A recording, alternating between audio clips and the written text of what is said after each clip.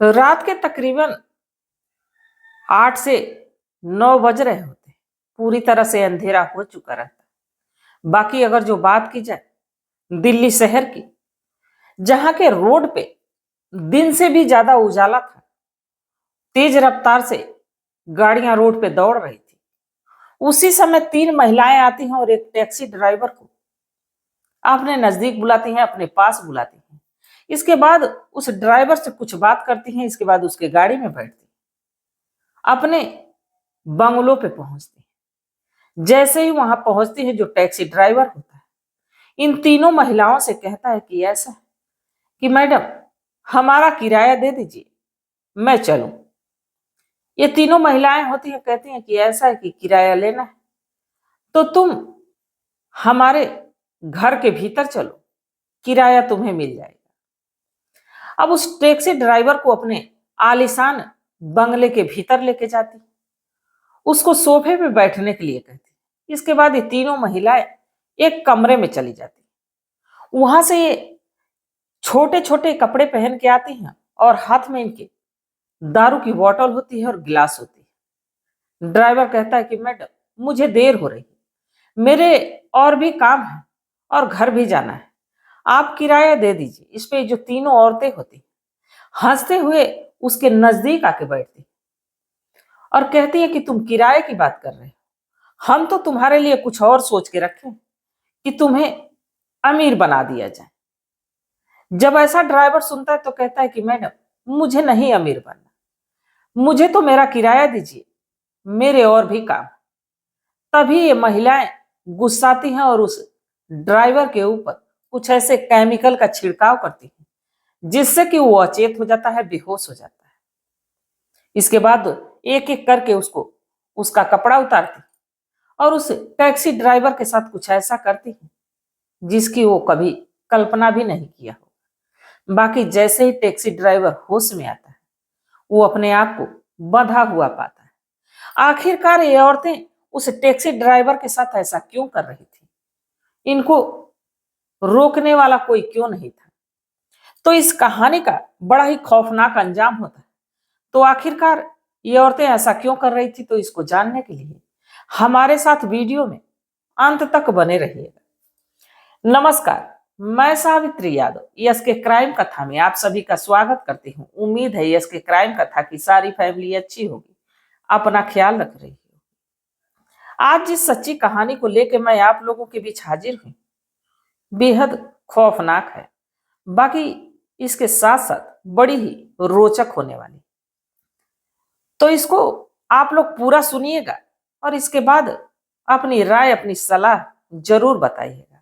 और रोज की तरह कहानी की शुरुआत करूं उससे पहले जितने भी हमारे साथी हैं, जितने भी हमारे दोस्त मित्र हैं, सबसे एक ही गुजारिश है कि आप लोग लाइक करना ना भूलिए, क्योंकि आपका एक लाइक हमारा हौसला बढ़ाता है और हमारी यही कोशिश रहती है कि हर रोज आपको एक नई कहानी सुनो। तो चलिए ज्यादा बात ना करते हुए आज की कहानी की शुरुआत करते हैं। दरअसल मैं बात कर रही हूँ दिल्ली शहर की। इसी दिल्ली शहर में एक कानपुर का रहने वाला व्यक्ति जिसका नाम जयराम होता है। जयराम रोजी रोटी के तलाश में दिल्ली शहर में आता है और जब दिल्ली शहर में आता है तो अपनी पत्नी कविता को भी लेके आता है। इसके बाद यहीं अपना मेहनत मजदूरी करने लगता है। इसके बाद कुछ पैसे बचाता है, बचा के एक छोटी सी जमीन लेता है जिस पे घर बनवाता है और अपने परिवार को लेके यहीं रहने लगता है, वक्त गुजरने लगता है। इनका एक बेटा होता है जिसका नाम बहादुर रखा जाता है। अब धीरे धीरे वक्त गुजरता है। जब बहादुर 5 से 7 साल का होता है तो जयराम सोचता है कि बहादुर को इस शहर में ऐसी मैं पढ़ाई लिखाई करवाऊंगा जिससे कि आगे चल के वो मेहनत मजदूरी ना करे, बल्कि एक अधिकारी बने, एक अफसर बने। हम लोग भी अपने आप को धन्य समझेंगे कि बेटे की हम लोग माँ बाप हैं जो कि एक ऊंचे पोस्ट पे, हमारा नाम बढ़ेगा, हमारा रुतबा बढ़ेगा। अब सारे माता पिता तो अपने बच्चों को यही सोचते हैं कि पढ़ा लिखा के इनको काबिल बना दिया जाए कि जो मेहनत हम कर रहे हैं वो इनको ना करनी पड़े। बाकी कहते हैं कि पढ़ाई लिखाई हर किसी की बात की नहीं, अब जयराम तो पूरी कोशिश करता है, बाकी जैसे जैसे वक्त गुजरता है वैसे वैसे बहादुर पढ़ाई तो करता है, पर पढ़ाई में इसका ज्यादा मन नहीं लगता। ये लड़कों में खेलता और लड़कों के साथ अब इसकी उल्टी सीधी लत जो कि दिमाग खराब करती है, और 10वीं तक पढ़ता है। इसके बाद ड्राइवरी करने लगता है, दिल्ली शहर में गाड़ी चलाने लगता है। वक्त गुजरता है, जयराम सोचता है कि जब इसका पढ़ाई लिखाई में मन लग ही नहीं रहा, गाड़ी ही चलाना चाहता है, तो कुछ रुपए इकट्ठा किया रहता है जिससे कि एक कार खरीदता है, बहादुर को दे देता है और कहता है कि अब इसको चलाओ और इसी से परिवार का गुजर बसर करो। आगे भी मेहनत करोगे तो और कुछ अच्छा कर सकते हो। अब बहादुर गाड़ी चलाने लगता है, वक्त गुजरने लगता है। जैसे ही बहादुर को अब थोड़े रुपए पैसे ज्यादा कमाने लगता है, जयराम सोचता है कि बहादुर की अब शादी कर देनी चाहिए। और दिल्ली शहर में छोटा भी घर है, तो आम लोग सोचते हैं कि चलो दिल्ली जैसे शहर में घर तो है, अब कई रिश्ते आते हैं। जयराम एक लड़की को पसंद करता है जिसका नाम की अंजू होता है। अंजू देखने में बेहद हसीन, बेहद खूबसूरत। बहादुर से शादी हो जाती है, और जब अंजू दुल्हन बन के बहादुर की जिंदगी में बहादुर के घर आती, तो बहादुर भी अपने आप को खुशनसीब महसूस करता है और अब जी जान लगा के टैक्सी चलाता, रात के आधी रात तक चलाता, सुबह जल्दी चला जाता, ताकि वो अपने परिवार के लिए वो हर खुशियां ला सके, वो हर खुशी तलाश सके जिसकी कामना उसके परिवार वाले करते हैं। अब वक्त गुजरते रहता है, बहादुर जी जान लगा के मेहनत करने लगता है। बाकी एक दिन रात के लगभग 8 से 8:30 बज रहे होते हैं, तभी अचानक से बहादुर टैक्सी लेके अब घर के लिए लौट ही रहा होता है कि तब तक 3 औरतें रोड पे खड़ी हाथ का इशारा देके गाड़ी रुकवाती हैं, टैक्सी रुकवाती। और जब टैक्सी रुकवाती है, बहादुर कहता है कि जी मैडम, आप लोग को कहाँ जाना है?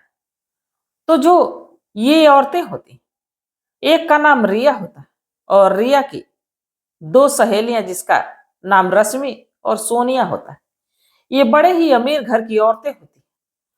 अब जैसे ही टैक्सी ड्राइवर इस तीनों महिलाओं से पूछता है, तो एक कहती कि ऐसा है कि हमें हमारे घर जाना है, क्या तुम हमें छोड़ दोगे?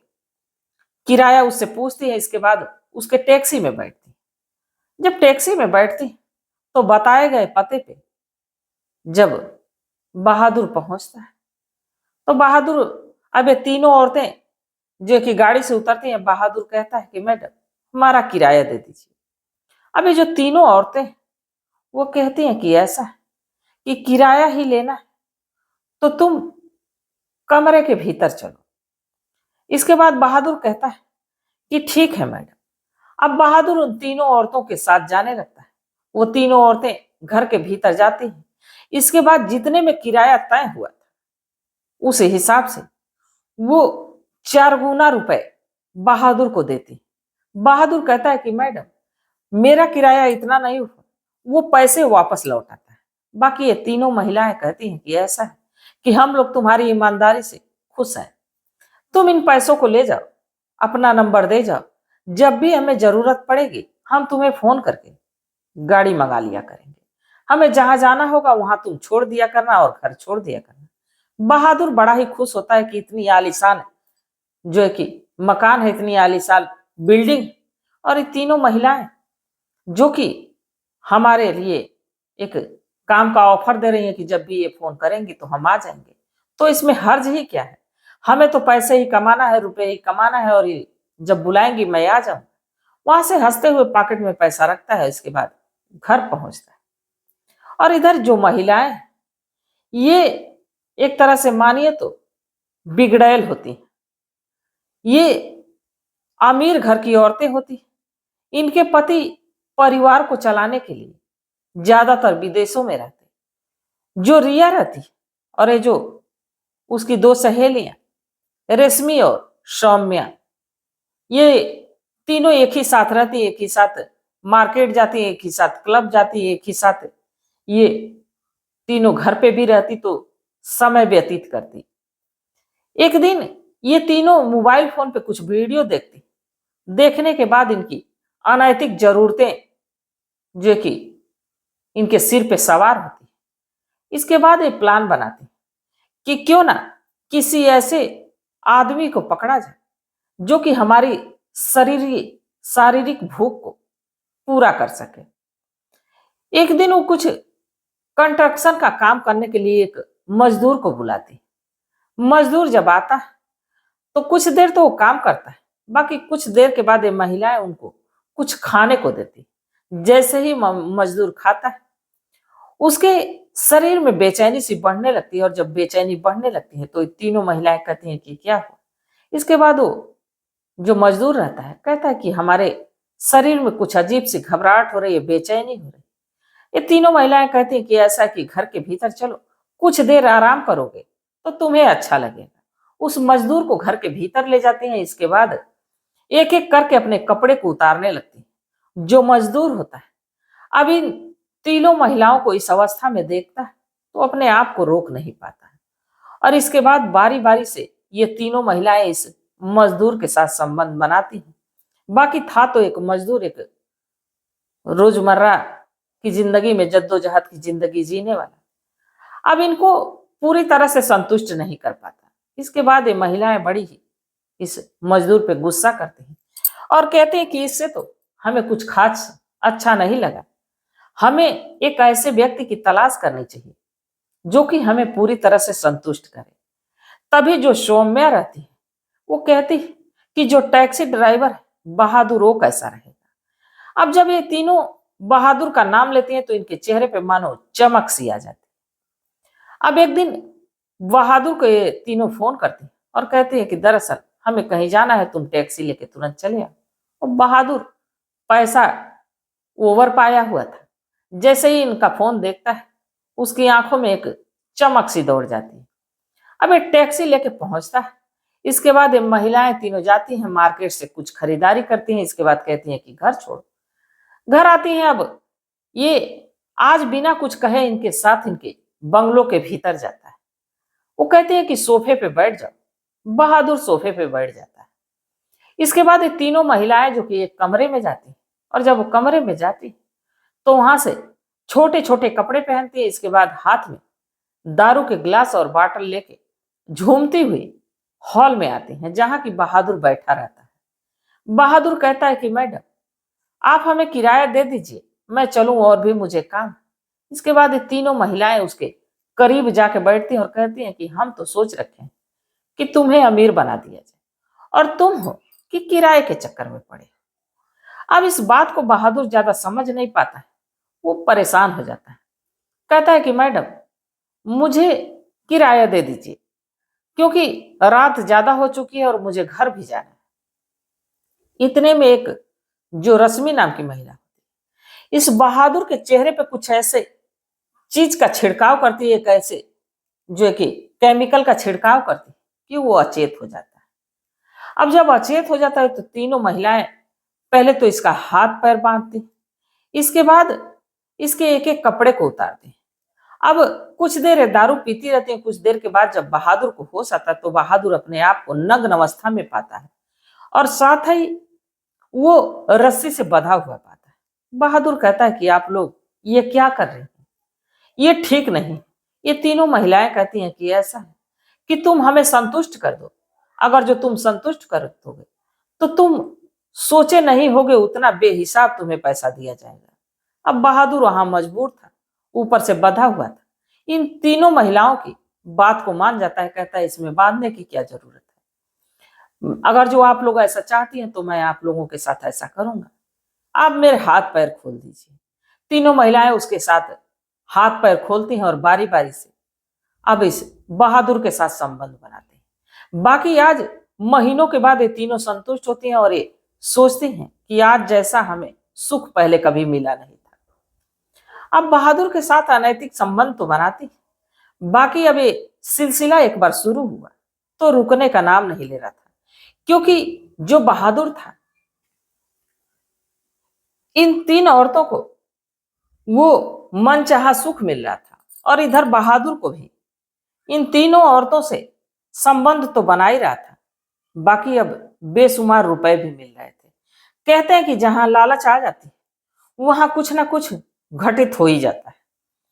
अब ये सिलसिला लगातार चलते रहता है। बाकी अब कुछ दिनों के बाद बहादुर अपने आप को कमजोर महसूस करने लगता है, अपने आप को वो असहाय महसूस करने लगता है, जिससे कि अब वो सोचता कि इन औरतों के पास अब नहीं जाना चाहिए। एक दिन जो है कि रिया फोन करती है और कहती है कि बहादुर जल्द से जल्द आ जाओ, क्योंकि अब हम लोगों की इच्छा, हम लोगों की प्यास ऐसी लगी है जिसे तुम ही बुझा सकते हो। अब इसमें बहादुर कहता है कि ऐसा है कि हमारी तबीयत ठीक नहीं है, हम आ नहीं सकते। अब इस बात को जैसे ही रिया सुनती है, मानो बौखला के कहती है कि तुम क्या समझते हो कि तुम बहानेबाजी करके और हमें संतुष्ट करने नहीं आओगे? तो तुम्हें नहीं पता है कि तुम्हारी कुछ वीडियोस, कुछ फोटोस मेरे पास हैं, जो कि तुम्हारी पत्नी को भेज दिया जाएगा और ऊपर से सोशल मीडिया पे अपलोड करके तुम्हें दर दर की ठोकर खाने पे मजबूर कर देंगे। अब जब बहादुर ये बात सुनता है तो उसके पैरों तले जमीन निकल जाती है। इसके बाद ना चाहते हुए तीनों औरतों के पास पहुंचता है। अब जब वहां पहुंचता है तो कहता है कि आज समझिए कि मैं अंतिम बार आप लोगों के पास आया हूं। आज के बाद मैं कभी नहीं आऊंगा। चाहे फोटो मेरी पत्नी के पास भेज दो, चाहे ये वीडियो सोशल मीडिया पे डाल दो, हमें कोई फर्क नहीं पड़ता। जब ऐसा ही तीनों महिलाएं सुनती तो मानो आग बबूला हो जाती। इसके बाद इस जो कि बहादुर को कुछ खाने की चीज देती हैं, जिसमें ये शक्तिवर्धक गोलियां मिला के बहादुर को खिला देती हैं। कुछ देर में ये उत्तेजित होता है। इसके बाद इन तीनों महिलाओं के साथ बारी बारी से ये तीनों महिलाएं संबंध बनाती हैं। बाकी इसी में से जो ये सौम्या होती है, कहती है कि आज के बाद तो ये आएगा नहीं, तो क्यों ना कुछ ऐसा किया जाए जिससे कि ये दिन और ये रात यादगार बन जाए।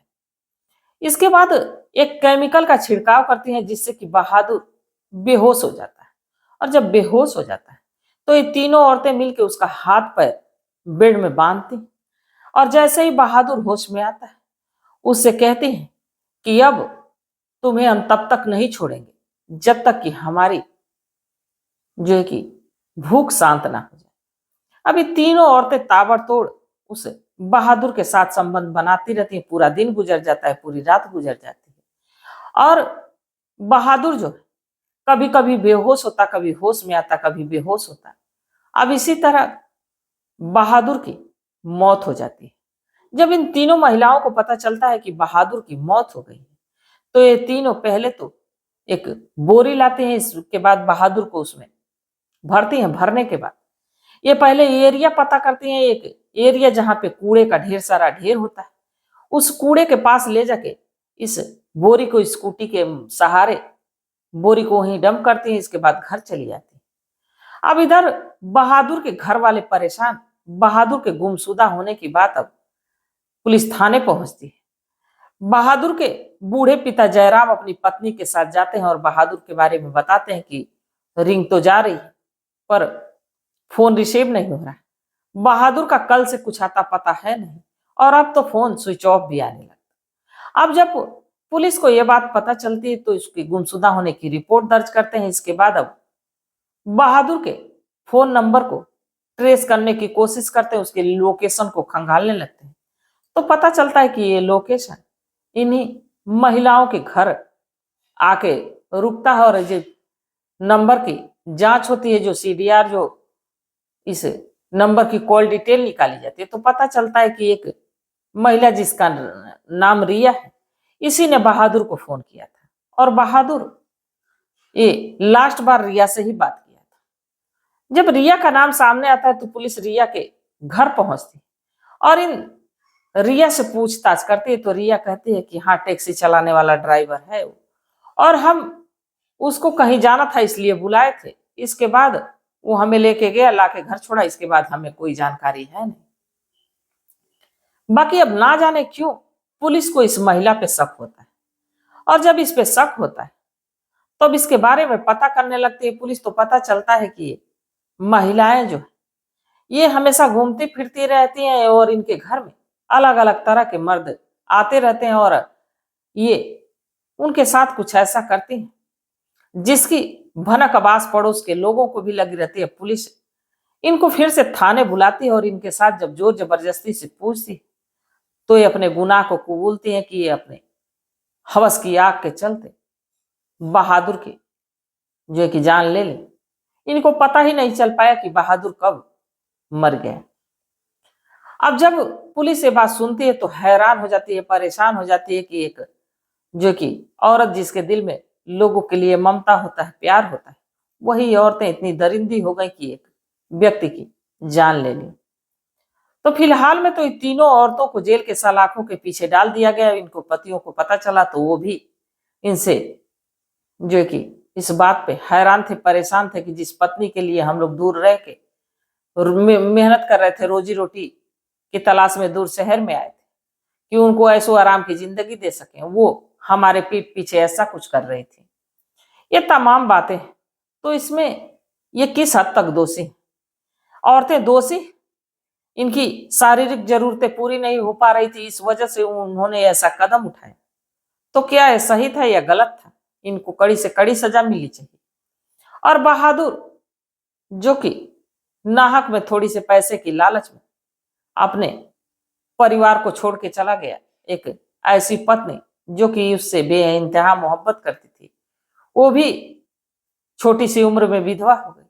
तो इस कहानी पे आप लोग क्या सोचते हैं? आप लोगों की क्या सलाह, आप लोगों की क्या राय है? कमेंट सेक्शन में जरूर बताइएगा, क्योंकि आपकी सलाह, आपकी राय बेहद मायने रखती है। तो तब तक आप लोग अपना ख्याल रखिए, अपने परिवार का ख्याल रखिए, बाल बच्चों का ख्याल रखिए। मिलते हैं कल एक नई कहानी के साथ, तब तक के लिए जय हिंद, जय भारत।